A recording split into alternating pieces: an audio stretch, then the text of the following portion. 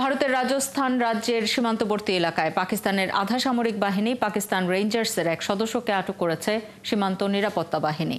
পেহেলগামে হামলার পর থেকে এখনও কাশ্মীর সীমান্তে ভারত ও পাকিস্তানের সেনাবাহিনীর মধ্যে সংঘর্ষ অব্যাহত রয়েছে। এরই মধ্যে ভারতীয় জাহাজের জন্য সব বন্দর বন্ধ করে দিয়েছে পাকিস্তান। চলমান উত্তেজনার মধ্যেই যুক্তরাষ্ট্র থেকে সামরিক সরঞ্জাম কিনতে যাচ্ছে ভারত। সৃষ্টি ঘটকের প্রতিবেদন। কাশ্মীরের পেহেলগামে সন্ত্রাসী হামলার পর থেকে উত্তেজনা কেবল বেড়েই চলেছে ভারত ও পাকিস্তানের মধ্যে।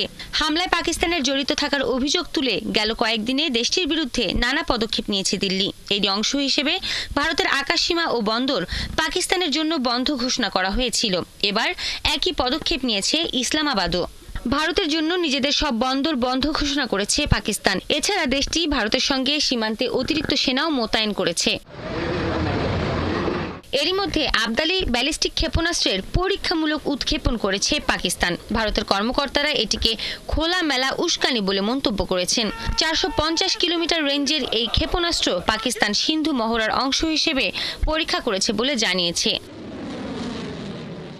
একই দিন রাজস্থানের ভারত পাকিস্তান সীমান্তে এক পাকিস্তানি রেঞ্জার সদস্যকে আটকের দাবি করেছে ভারত। এর আগে জম্মু ও কাশ্মীরের পেহেলগামে সন্ত্রাসী হামলার পর দুই দেশের মধ্যে উত্তেজনা বৃদ্ধির মধ্যে পাকিস্তানের আধা সামরিক বাহিনীটি বিএসএফ এর এক জওয়ানকে গ্রেপ্তার করে। এর প্রায় 2 সপ্তাহ পর এই ঘটনা ঘটল। বিএসএফ জওয়ান পূর্ণম কুমার শকে 23 এপ্রিল পাঞ্জাবের পাক ভারত আন্তর্জাতিক সীমান্ত থেকে গ্রেপ্তার করেছিল রেঞ্জার্স। পরে ভারত তীব্র প্রতিবাদ জানালেও তাকে হস্তান্তর করেনি পাকিস্তান। এদিকে চলমান উত্তেজনার মধ্যেই ইন্দো প্রশান্ত মহাসাগরীয় অঞ্চলে সামুদ্রিক নিরাপত্তা বাড়ানোর লক্ষ্যে ভারতের কাছে 13 কোটি 10 লাখ ডলার মূল্যের সামরিক সরঞ্জাম বিক্রি করতে যাচ্ছে যুক্তরাষ্ট্র। এ সংক্রান্ত একটি ফাইলে অনুমোদনও দিয়েছে মার্কিন পররাষ্ট্র দপ্তর। এসব সরঞ্জামের মধ্যে উন্নত সি ভিশন সফটওয়্যার, প্রশিক্ষণ ও সহায়তা পরিষেবা রয়েছে। সৃষ্টি ঘটক, 71।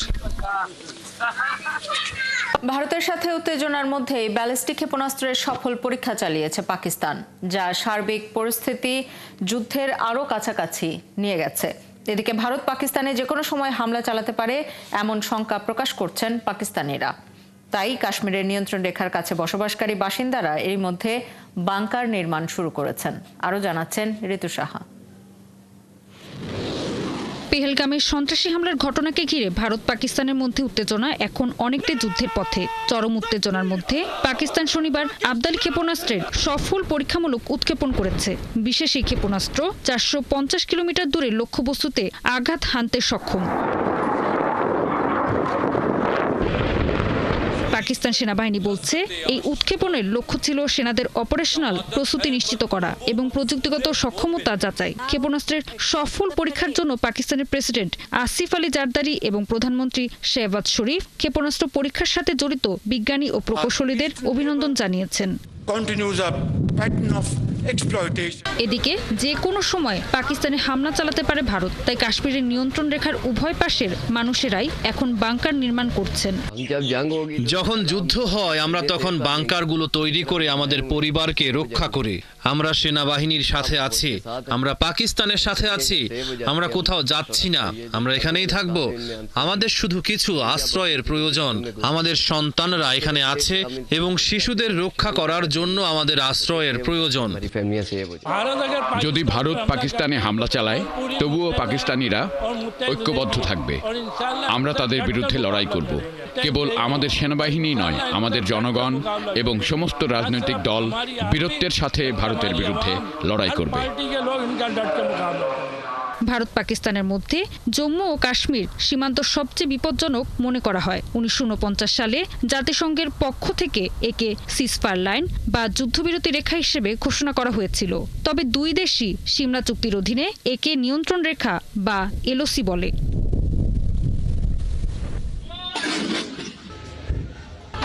এদিকে ভারত ও পাকিস্তানকে চলমান উত্তেজনার মধ্যে সংযম দেখানো এবং আলোচনা চালিয়ে যাওয়ার আহ্বান জানিয়েছে ইউরোপীয় ইউনিয়ন। পাশাপাশি ভারত ও পাকিস্তানের মধ্যে ক্রমবর্ধমান উত্তেজনার প্রেক্ষাপটে জাতিসংঘ নিরাপত্তা পরিষদে শিগগিরই বৈঠক হতে পারে বলে জানিয়েছে গ্রিস।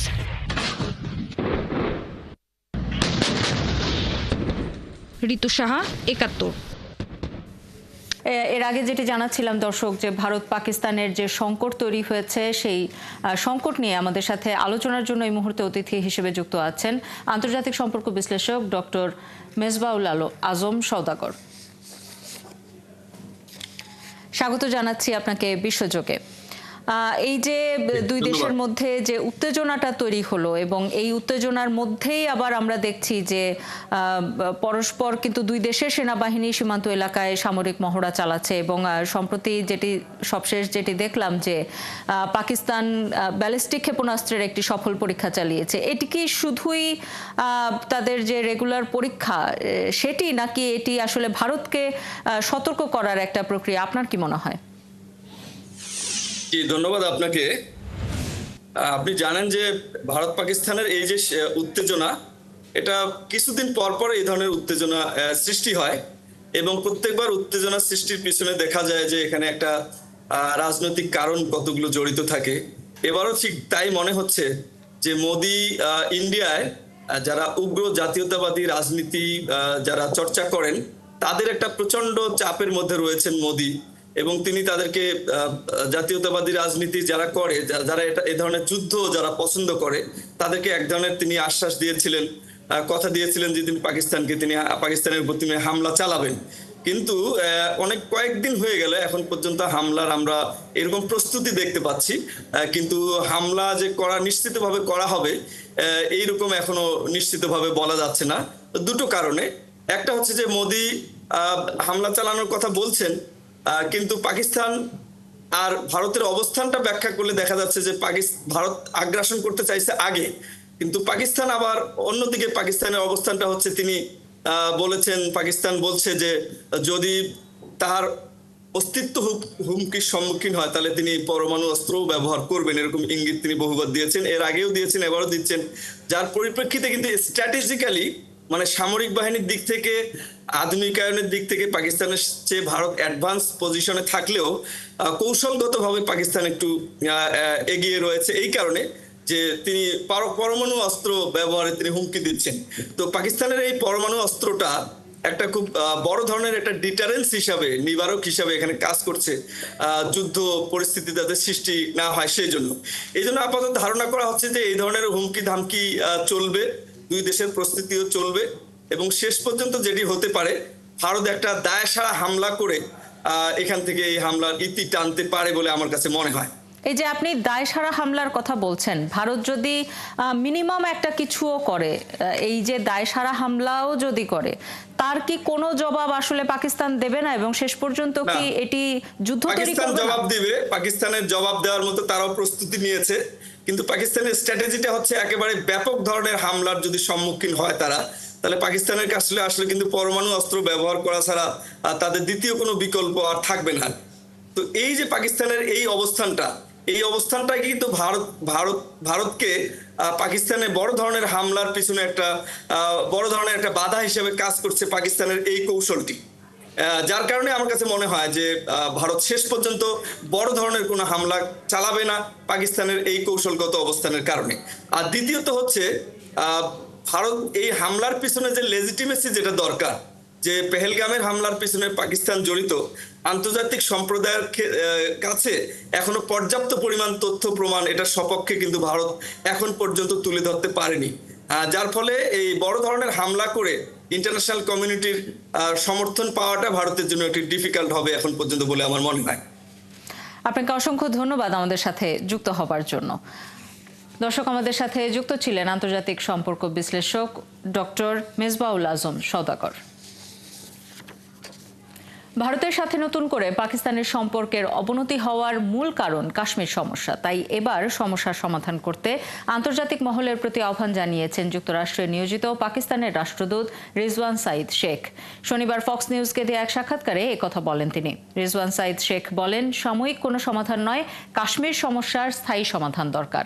এতে প্রেসিডেন্ট ট্রাম্প কাশ্মীর সমস্যার সমাধানে অংশ নিয়ে তার চুক্তির মাধ্যমে সমস্যা সমাধান করতে পারেন। এছাড়া কাশ্মীর ইস্যু পারমাণবিক উত্তেজনার কেন্দ্রবিন্দুতে পরিণত হয়েছে বলেও মন্তব্য করেন পাকিস্তানের রাষ্ট্রদূত। সাঈদ আরও বলেন, কাশ্মীর পরিস্থিতি এর আগেও যখন এমন পর্যায়ে পৌঁছেছিল তখনও আন্তর্জাতিক মহল বিষয়টির প্রতি নজর দিয়েছিল, তবে সমস্যার পুরোপুরি সমাধান হওয়ার আগেই তারা চোখ ফিরিয়ে নিয়েছে। পাকিস্তানের খাইবার পাখতুনখোয়া নিরাপত্তা বাহিনী পরিচালিত 3টি আলাদা বিশেষ অভিযানে 5 সন্ত্রাসী নিহত হয়েছে। এছাড়া গ্রেপ্তার করা হয়েছে আরও 2 জনকে। শনিবার পাকিস্তানের সেনাবাহিনীর মিডিয়া শাখা ISPR এক বিবৃতিতে এই তথ্য জানিয়েছে। বিবৃতিতে বলা হয়, 3টি অভিযানের মধ্যে প্রথমটিতে বাজৌর জেলায় অভিযান চালিয়েছে দেশটির নিরাপত্তা বাহিনী। এতে আরও বলা হয়েছে, উত্তর ওয়াজিরিস্তান জেলার দোসালির সাধারণ এলাকায় নিরাপত্তা বাহিনীর পরিচালিত আরেকটি অভিযানে 2 সন্ত্রাসী নিহত হয়। এদিকে পাকিস্তানের সেনাবাহিনীর মিডিয়া শাখা জানিয়েছে, গেল মাসের শেষের দিকে খাইবার পাখতুনখোয়ার উত্তর ওয়াজিরিস্তান জেলায় আফগানিস্তান সীমান্ত দিয়ে অনুপ্রবেশের চেষ্টারত 54 জন সন্ত্রাসীকে নিরাপত্তা বাহিনী হত্যা করেছে। ইসলামিক স্টেটের আফগান শাখাকে পরাস্ত করতে তালেবান সরকারকে সহায়তা করার সিদ্ধান্ত নিয়েছে রাশিয়া। একথা বলেছেন আফগানিস্তানে ফিলিস্তিনের অবরুদ্ধ গাজা ভূখণ্ডে ইসরায়েলি হামলায় একদিনে কমপক্ষে আরও 39 জন ফিলিস্তিনি নিহত হয়েছেন। এদের মধ্যে 3 শিশু রয়েছে। আহত হয়েছেন আরও অনেকে। এতে করে অবরুদ্ধ উপত্যকাটিতে নিহতের মোট সংখ্যা 52,500 জনে পৌঁছে গেছে। শনিবার দিনভর উপত্যকা জুড়ে হামলা চালায় ইসরায়েলি বাহিনী। স্বাস্থ্য মন্ত্রণালয়ের তথ্য অনুযায়ী গত 18 মার্চ থেকে গাজায় নতুন করে শুরু হওয়া ইসরায়েলি বিমান হামলা এখন পর্যন্ত 2,396 জন ফিলিস্তিনি এবং আরও 6,325 জন আহত হয়েছেন। গাজায় সামরিক অভিযানের মাত্রা বৃদ্ধি করতে যাচ্ছে ইসরায়েল। এই সংক্রান্ত পরিকল্পনা ইসরায়েলি নিরাপত্তা ক্যাবিনেটে অনুমোদিত হয়েছে বলে দেশটির সংবাদ মাধ্যম ইনেতে দাবি করা হয়। নাম প্রকাশে অনিচ্ছুক ইসরায়েলি কর্মকর্তার বরাতে ইনেত নামে সংবাদ মাধ্যমটি জানিয়েছে, হামাস যতদিন জিম্মিদের ছেড়ে না দিচ্ছে ততদিন অভিযানের তীব্রতা বাড়াতে থাকবে ইসরায়েল। ওই প্রতিবেদনে দাবি করা হয়, রবিবার পূর্ণাঙ্গ ক্যাবিনেটে পরিকল্পনাটি অনুমোদনের জন্য উত্থাপন করা হবে। গাজায় ইসরায়েলি হামলায় 18 মাসে 2 শতাধিক সাংবাদিক নিহত হয়েছে। এসব সাংবাদিকদের মধ্যে অন্তত 42 জনকে হত্যা করা হয়েছে পেশাগত দায়িত্ব পালনের সময়। সাংবাদিকদের অধিকার রক্ষায় কাজ করা বৈশ্বিক সংগঠন রিপোর্টার্স উইদাউট বর্ডার্স RSF এই তথ্য জানিয়েছে। প্যারিস ভিত্তিক সংস্থাটি আর বলেছে, গাজা উপত্যকায় আটকে পড়া সাংবাদিকরা আশ্রয়হীন হয়ে পড়েছেন। খাদ্য, পানি সহ সবকিছুরই চরম সংকটে রয়েছেন তারা। এছাড়া দখলকৃত পশ্চিম তীরে সাংবাদিকরা নিয়মিত ইসরায়েলি বাহিনী এবং সেখানে অবৈধভাবে বসতি স্থাপনকারীদের হাতে হয়রানি ও হামলার শিকার হচ্ছেন। ইয়েমেনের আন্তর্জাতিকভাবে স্বীকৃত সরকারের প্রধানমন্ত্রী আহমেদ আওয়াদ বিন মোবারক পদত্যাগের ঘোষণা দিয়েছেন। মার্কিন হামলা তীব্র হওয়ার মধ্যে ইয়েমেনে হুথি বিদ্রোহী জোট সরকারের এই প্রধানমন্ত্রী পদত্যাগ করলেন। সরকারের রদবদল আনতে ব্যর্থতা সহ বিভিন্ন ধরনের সমস্যার মুখোমুখি হয়ে আহমেদ আওয়াদ বিন মোবারক প্রধানমন্ত্রীর পদ ছাড়ার সিদ্ধান্ত নিয়েছেন বলে বিবৃতিতে জানিয়েছেন। দেশটির সরকারের 6টি সূত্র ব্রিটিশ বার্তা সংস্থা রয়টার্সকে জানিয়েছে, ইয়েমেনের প্রেসিডেন্ট কাউন্সিলের প্রধান রাশাদ আল আলিমির সঙ্গে ক্ষমতাকেন্দ্রিক দ্বন্দ্বের জেরে পদত্যাগ করেছেন প্রধানমন্ত্রী। সৌদি আরবে সন্ত্রাসবাদ সম্পর্কিত একযোগে দোষী সাব্যস্ত 2 ব্যক্তির মৃত্যুদণ্ড কার্যকর করা হয়েছে। এ নিয়ে চলতি বছর দেশটিতে অন্তত 100 জনের মৃত্যুদণ্ড কার্যকর করা হলো। এবছর মৃত্যুদণ্ড কার্যকর করা 100 জনের মধ্যে 59 জন মাদক সম্পর্কিত অপরাধে দোষী সাব্যস্ত ব্যক্তি ছিলেন, যাদের মধ্যে 43 জন বিদেশি নাগরিক। এতে নিন্দা জানিয়েছে বিভিন্ন মানবাধিকার গোষ্ঠী। সৌদি আরব বিশ্বের সবচেয়ে বেশি মৃত্যুদণ্ড ব্যবহারকারী দেশগুলোর মধ্যে একটি। অস্ট্রেলিয়ার জাতীয় নির্বাচনে দ্বিতীয়বারের মতো প্রধানমন্ত্রী নির্বাচিত হয়েছেন দেশটির ক্ষমতাসীন লেবার পার্টির নেতা অ্যান্থনি আলবানিজ। শনিবার দেশটিতে অনুষ্ঠিত নির্বাচনে বামপন্থী নেতা বিপুল ভোটে জয়লাভ করেছেন। সবশেষ খবর অনুযায়ী 63% ভোট গণনা হয়েছে। এর মধ্যে লেবার পার্টি 85টি আসন, LNP জোট 41টি এবং স্বতন্ত্র প্রার্থীরা 10টি আসন পেয়েছেন। অর্থনৈতিক নানা সংকট আর মার্কিন প্রেসিডেন্ট ডোনাল্ড ট্রাম্পের সাম্প্রতিক বিভিন্ন পদক্ষেপের ঘোর বিরোধিতা করে নির্বাচনী প্রচারণা চালিয়েছিলেন অ্যান্থনি আলবানিজ।